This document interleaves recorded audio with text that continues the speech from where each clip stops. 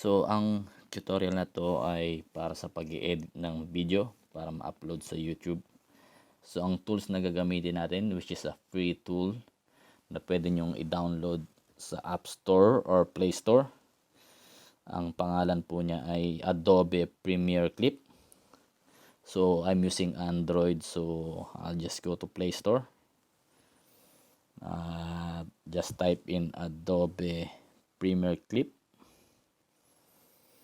So, yan. So, yan yung itsura ng icon niya. So, na-installed ko na siya. So, pwede ko na siyang i-open. Kailangan nyo lang mag-register.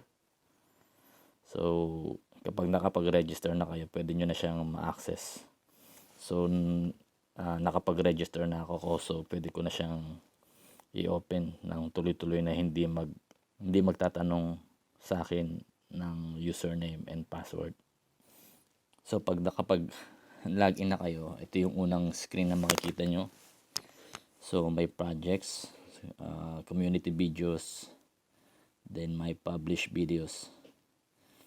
So, yung my projects ko wala pang laman kasi wala pa akong ginagawa. So, para makapag-edit ka ng video mo, just click yung plus sign. So, mamimili ka kung saan manggagaling yung mga clips mo. So, it's either magre-record ka ng bago or naka-record or naka-save na sa cellphone mo. So, yung sa akin naka-save na sa cellphone. So, ang pipiliin ko is yung device. Then, dito siya naka-save sa akin. So, itong tatlong clips na to ang gusto kong i-edit para ma-upload ko sa YouTube. So, napili ko na siya. So, after that, I'll just click done. So, pwede kang mamili ng automatic or freeform. Sa automatic, parang automatic na yung pag-arrange or pag-edit, pagsisequence ng video mo. But, gusto kong medyo, ako ang mamili nung mga clip, saka kung ano yung mga ititrim. So, ang pipiliin ko is freeform. So, ayan na siya. So, andito na yung tatlong clips ko. So, try ko lang i-play. So, yep. So, ito yung kuha ng video ng asawa ko sa Sydney, near Opera House. So, try ko siyang i-edit. Pero, gusto ko muna siyang lagyan ng background music. So, depende sa inyo kung ano yung trip nyo sa video nyo. So, para maglagay kayo ng mga background music, click nyo lang tong note na icon. So, dito ako pipili sa Premiere Clip Themes. So, ito yung mga music na pwede nyong piliin. So, nakapili na ako ng gagamitin kong music. Ang pangalan niya is Garage. So, kapag nakapili na kayo, click nyo lang yung add. So, yan. So, may mga option dito. So, volume. So, parang ito yung balance between ng music saka ng audio ng clips nyo. So, pwedeng mas malakas yung volume ng audio nyo or mas malakas yung music. So, let's try dito. So, maririnig nyo mas malakas yung audio na nanggagaling sa recorded na video. Pag nilagay natin siya rito, so mas malakas yung background music kaysa dun sa audio na nanggagaling sa recorded video. So, I think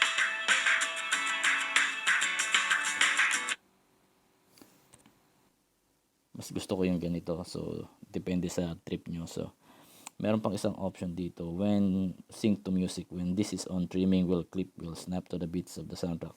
So, ito parang automatic i-detect yung beat ng music para mag-synchronize dun sa mga video nyo. So, parang mas naka-timing siya dun sa video nyo. So, para sa akin, mas maganda tong naka-on. So, ayan, may background music na siya. So, pwede na ako mag-start mag-trim ng video ko. So, unang clip, medyo may nakunang ali ang asawa ko. Gusto ko siyang tanggalin. So mula rito siguro.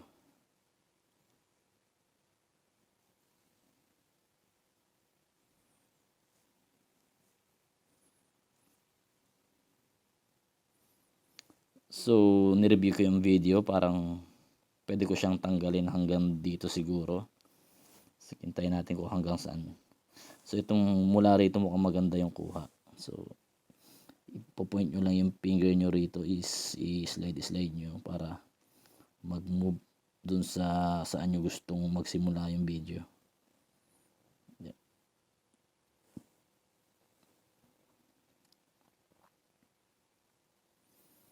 So let's say yan yung napili nyong lugar. So gusto nyo dyan mag-start yung video, drag nyo lang tong purple na nasa left side papunta rito. Yan, siguro hanggang dyan. Masyadong maalog, usog pa natin ng onte.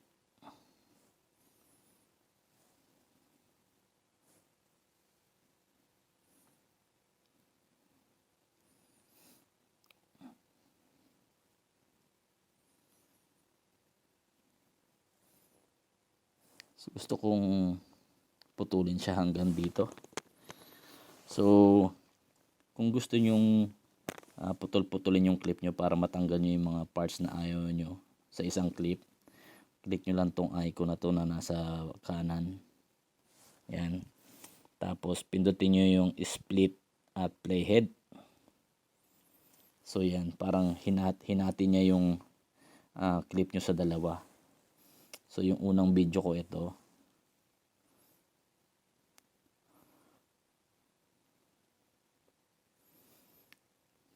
Tapos ito na yung pagkakahati. So mula rito gusto ko tanggalin tong part na to. Yan. Yep. So usog ko lang siya ran.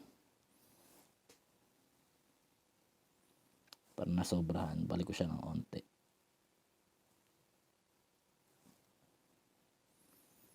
Oops, balik natin. Nakuha yung kagat labi.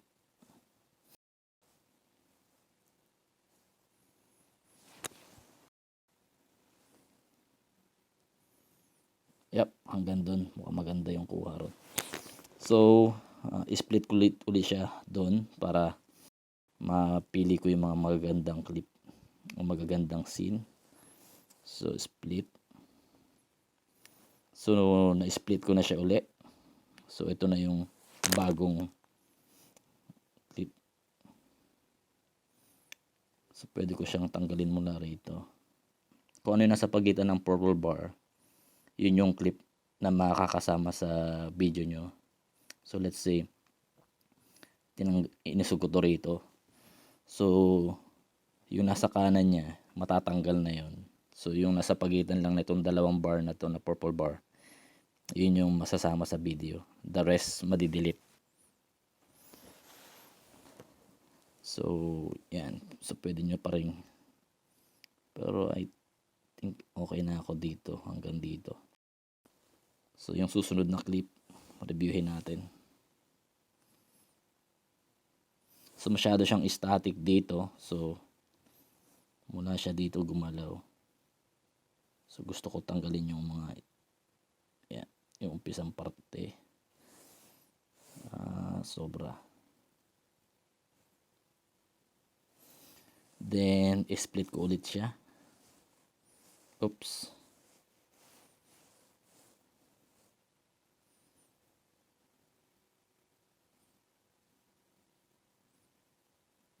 Oops. May ate. So split ko siya rito para ma-delete ko yung ali dun sa clip. Yan. So yung clip na may nakuhang ali, andito siya sa umpisa.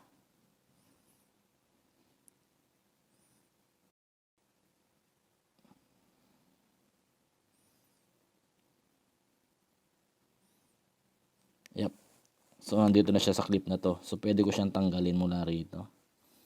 So usog ko lang siya ng onte. Yan. So wala na si ate. So yan, wala na si ate. So pwede ako mag-umpisa mula rito.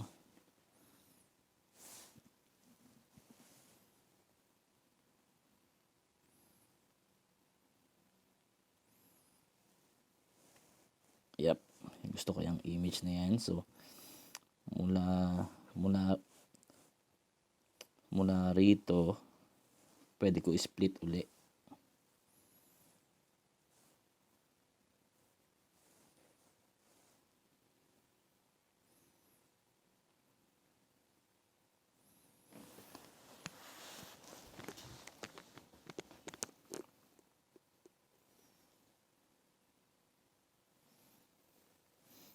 So yung sumunod na clip, ito na yung sumunod na clip. So pwede ko na siyang i-adjust. Siguro mula dito.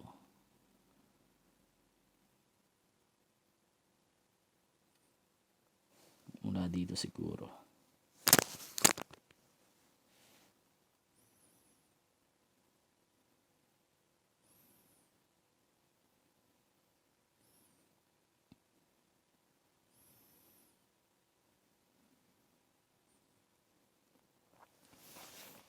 Yan.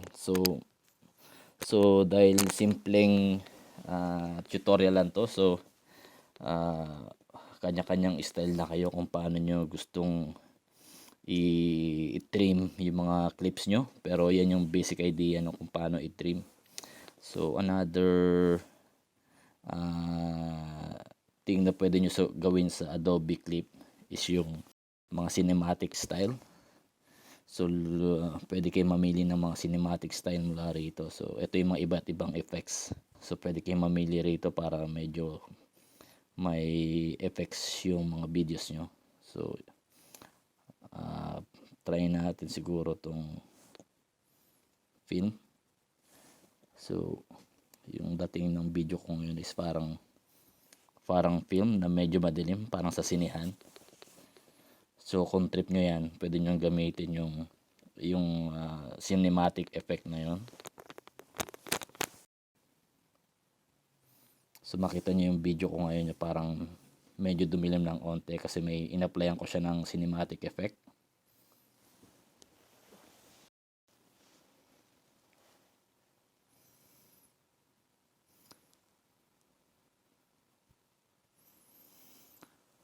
Okay, stop ko na siya rito. So mayroon pa mga ibang mga tools dito na pwede nyo magamit. Kaya nitong icon na to. Let's say yung video nyo masyadong madilim o gusto nyo i-correct yung color. Click nyo lang to. Tapos paglaruan nyo tong tatlong properties na to para mabalance yung kulay nung ano nyo. So exposure. Pwede nyo paglaruan para lumiwanag. Highlights. So timplahin nyo lang. So kung masaya na kayo sa timpla nung kulay nung video nyo, back nyo lang. Yan. So yan. Pwede nyo siya i-apply per clip. So pero yan, balik ko yung original na settings ng clip ko sa bandang gitna. Kasi okay na ako ron. Pero kung yung video nyo medyo maliwanag, medyo madilim, o medyo mali yung kulay, so pwede nyo gamitin tong features na to. So ayan.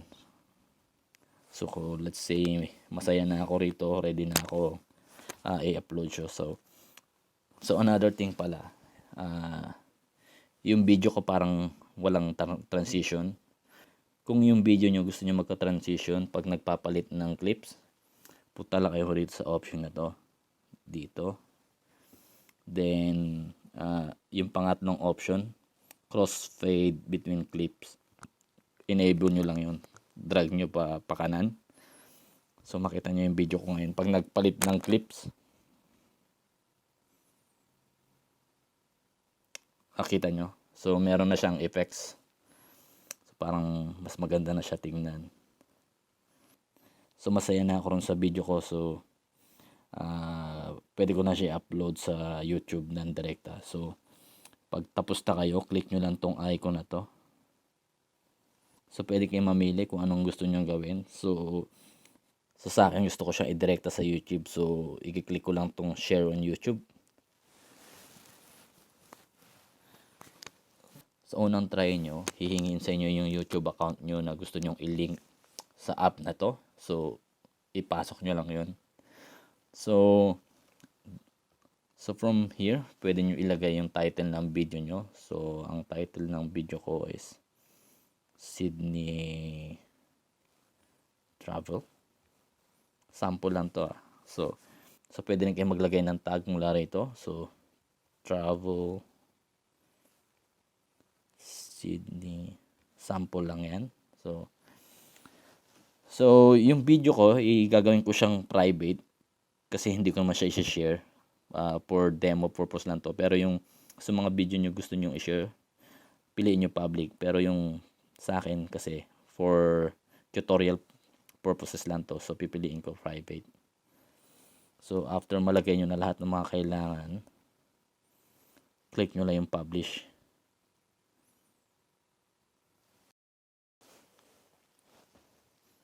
So yan, nag-upload na siya sa YouTube. So habang nag-upload siya, huwag nyo i-close yung screen. So hayaan nyo lang siya naka-open. Kasi pagka kinlose nyo yung app, may hinto yung pag-upload niya. So wait nyo lang siyang matapos. So makikita nyo uma-under na yung progress bar. So hanggang makarating siya sa dulo. So ayun, natapos na mag-upload yung video ko. So, pwede na natin i-check sa YouTube kung na-upload na yung video ko. So punta lang ako sa YouTube, check ko yung channel ko.